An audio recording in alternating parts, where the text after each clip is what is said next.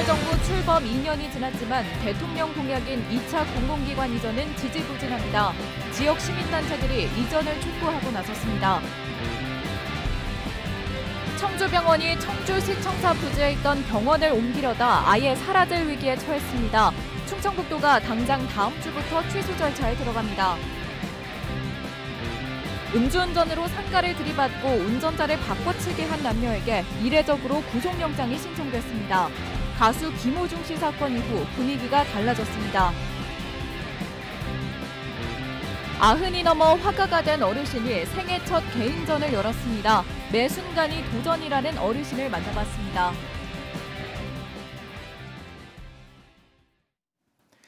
네, 시청자 여러분 안녕하십니까? 계속해서 MBC 뉴스투데이 충북입니다.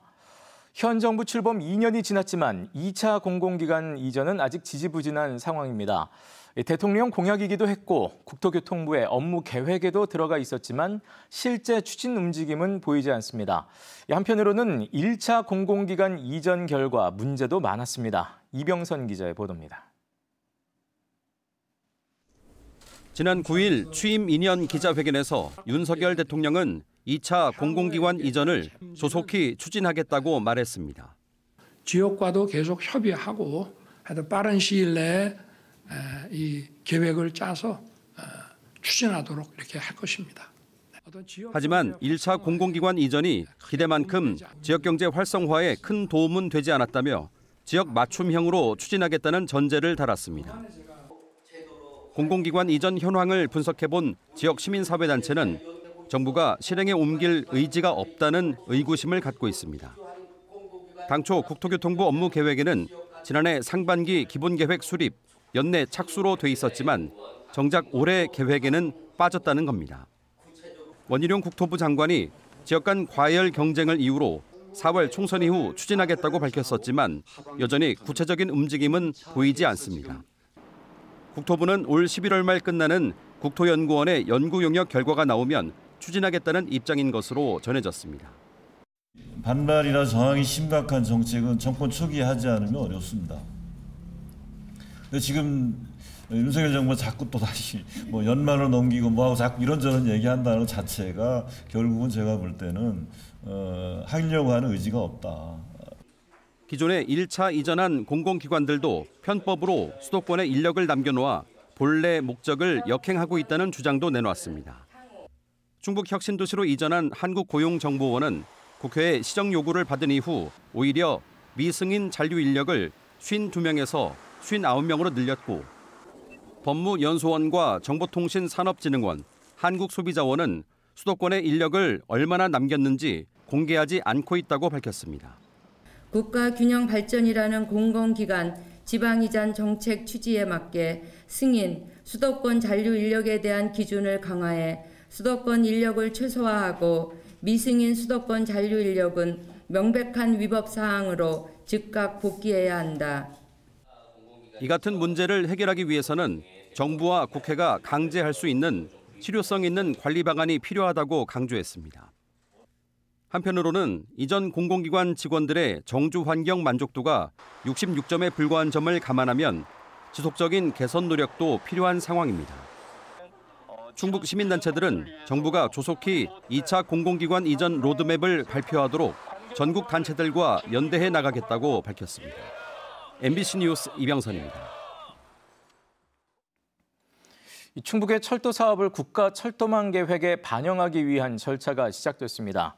충청북도는 청주공항 김천 노선을 비롯한 고속 일반철도 7건과 청주공항 신탄진 노선을 비롯한 광역철도 3건에 대한 신규 사업 건의서를 국토교통부에 제출한다고 밝혔습니다. 이는 제5차 국가철도망 구축 계획에 충북의 현안 사업을 반영하기 위한 절차로 충청권 메가시티 완성과 청주공항 혁신도시 접근성 강화에 중점을 뒀다고 충청북도는 설명했습니다. 국토교통부는 연구 용역과 심의, 공청회를 거쳐 내년 상반기 중 확정 노선을 발표할 예정입니다. 김영환 지사 정무보좌관 출신인 충북장애인체육회 사무처장이 김영환 지사 불기소 탄원을 독려한 것과 관련해 시민단체가 문책을 요구했습니다. 오송참사 시민대책위는 성명을 통해 김영환 지사의 측근이 탄원을 독려한 것은 참사의 진상규명을 방해해 공공의 이익을 훼손하는 행위라고 주장했습니다. 이에 대해 김태수 사무처장은 지난 23일 시군 장애인 체육회 간부들에게 SNS로 탄원 동참을 요청한 사실이 있고 충북 장애인 체육회장인 김 지사에게 도움을 주려 한 것이 논란이 될 줄 몰랐다고 말했습니다. 청주시청사 새 부지에 있던 병원을 다른 곳으로 옮기려던 청주병원이 아예 사라질 위기에 놓였습니다.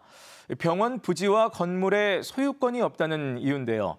충청북도는 당장 다음 주부터 법인 취소 절차에 들어갑니다. 보도에 김영일 기자입니다. 지난 24일 충청북도는 청주병원 관계자와 면담을 진행했습니다. 2019년 청주시의 강제 수용으로 없어진 청주병원의 건물과 토지 확보 방안을 논의하기 위해서였습니다. 청주병원은 임시병원을 운영하면서 부지와 건물을 확보해 나가겠다고 밝힌 것으로 전해졌습니다. 하지만 충청북도는 병원 부지와 건물 소유권이 없는 상황에서는 안정적인 법인 유지가 어렵다는 입장. 결국 충청북도는 법인 취소 절차에 나서기로 했습니다. 다음 주 사전 통지를 시작으로 청문과 보완 기간을 거쳐 이르면 다음 달 안에 법인 취소 절차를 모두 마무리할 계획입니다. 기본 재산을 갖고 있어야 그 법인을 유지할 수 있는 가장 근간이 되는 거거든요. 법인이 자기 재산이 아무것도 없는데 그 법인을 어떻게 유지를 시켜줍니까? 근데 그거는 안 된다는 거죠. 당장 주민과 시민단체들은 법인 취소로 구도심 지역에서 병원이 없어지게 될 것을 우려하고 있습니다. 법인이 취소되면 청산 절차를 거쳐 병원이 사라지게 되는데 의료기구를 비롯해 남은 재산은 모두 국고나 다른 의료법인에 넘어가기 때문입니다. 청주병원이 없어지게 된다면 지역 주민들은 의료 공백을 맞이하게 될 상황에 놓여 있기 때문에 참으로 안타까운 상황이다라고. 청주시의 사용 승인을 받아 청주병원이 임시병원으로 쓰려던 건물도 골칫거리가 됐습니다. 병원 건물로 리모델링하는 데만 무려 30억 원 이상이 들었는데 주변에 유동인구가 많지 않다 보니 다른 병원의 입점도 장담할 수 없습니다. 의료법인의 주무관청인 충청북도하고도 협의를 한 다음에 사용 승인했더라면은 이 거대한 비용과 사회적인 논쟁 이런 건 미리 예방할 수 있지 않았을까. 이런 상황에 청주시도 청주병원의 법인 취소를 막기 위해 부지를 확보할 수 있도록 지원하기로 했습니다.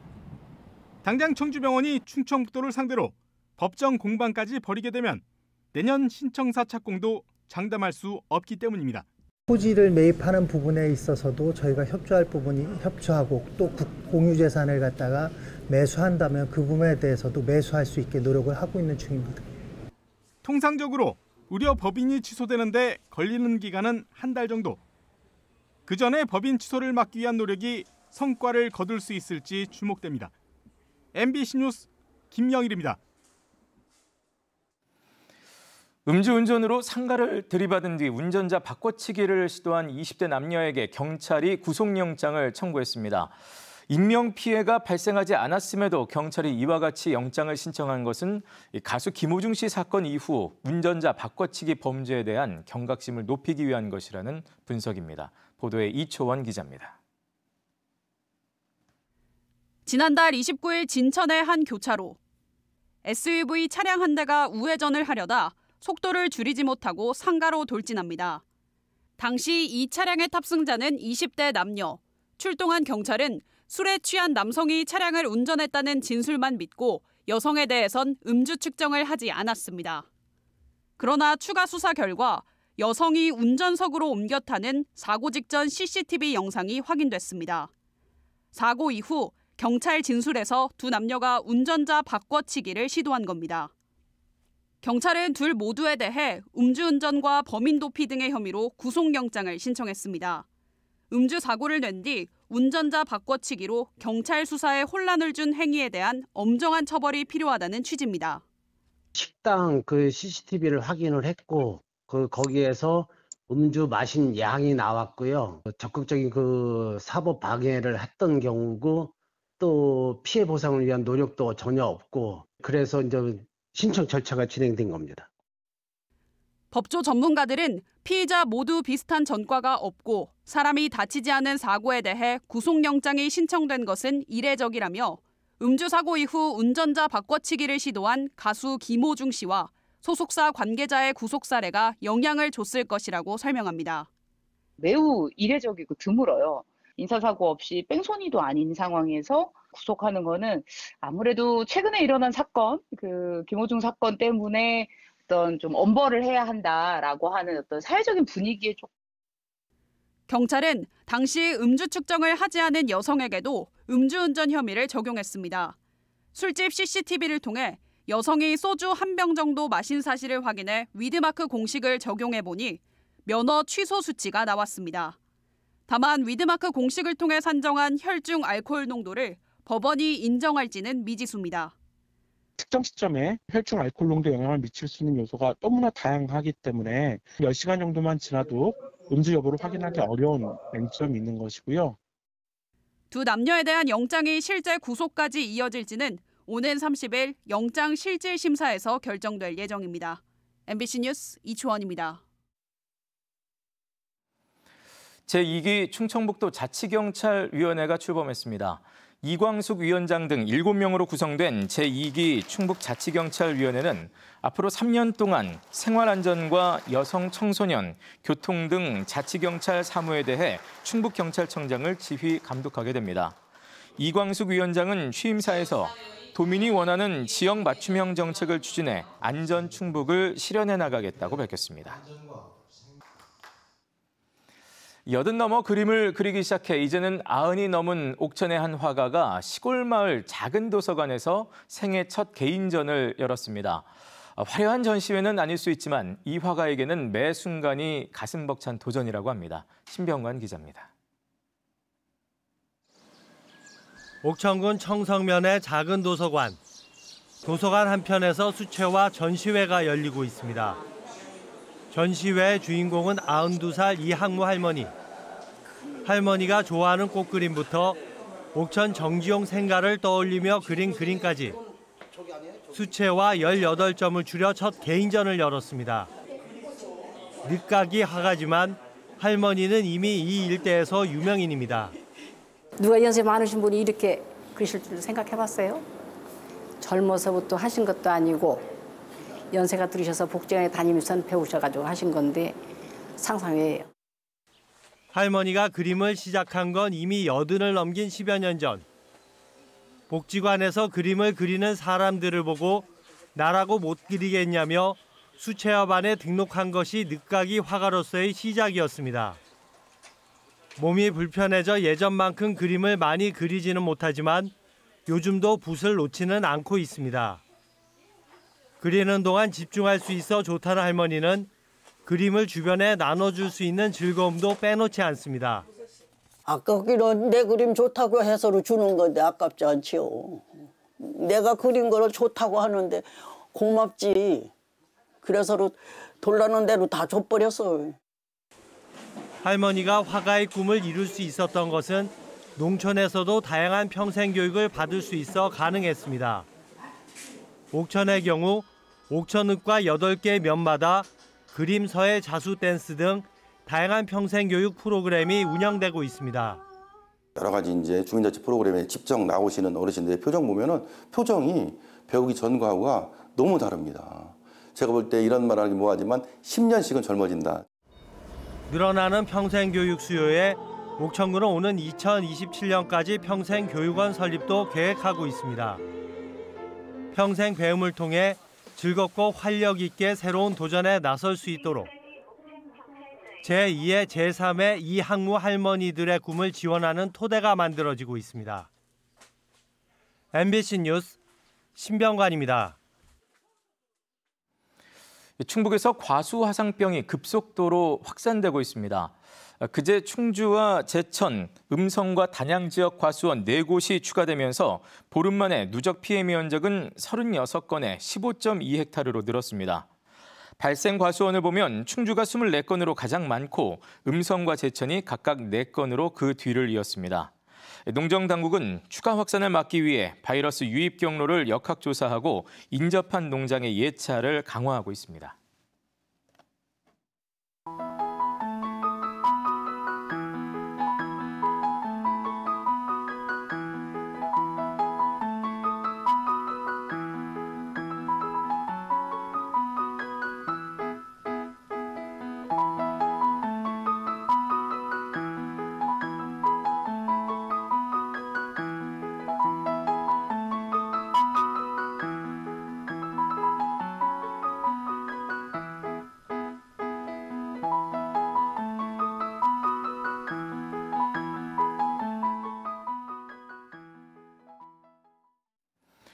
어제 저녁 7시쯤 청주시 상신동의 한 폐기물 처리 공장에서 불이 나 6시간 반 만에 진화됐습니다. 이 화재로 건물 한 동과 폐기물 170톤이 불에 타 소방서 추산 약 1억 원의 재산 피해가 났습니다. 소방당국은 40여 분 만에 큰 불길을 잡았지만 불에 타기 쉬운 폐기물이 많아 잔불 진화에 어려움을 겪었고 청주시는 인근 주민에게 재난 문자를 보내기도 했습니다. 경찰과 소방당국은 건전지가 파쇄기 안으로 들어가면서 불이 난 것으로 보고 있습니다. 어제 낮 1시쯤 옥천군 이원면의 강가에서 야영하던 70대와 일가족 등 5명이 강물에 고립돼 소방당국이 구명보트로 구조했습니다. 이들은 용담댐 방류로 강물이 급격히 불어나면서 고립된 것으로 전해졌습니다. 한국수자원공사 용담댐 지사는 홍수 조절을 위해 그제부터 최대 초당 300톤의 물을 방류하고 있습니다. 단속을 피하려고 관용 차량에 위치 추적기를 부착한 50대 채취업자에게 항소심에서도 실형이 선고됐습니다. 청주지방법원 형사항소 3부 태지영 부장판사는 51세 채취업자의 항소를 기각하고 원심과 같은 징역 6개월을 선고했습니다. 피고인은 2022년 2월부터 9개월 동안 불법 골재 채취를 단속하는 충주시 관용 차량에 위치 추적기를 부착한 혐의로 기소됐습니다.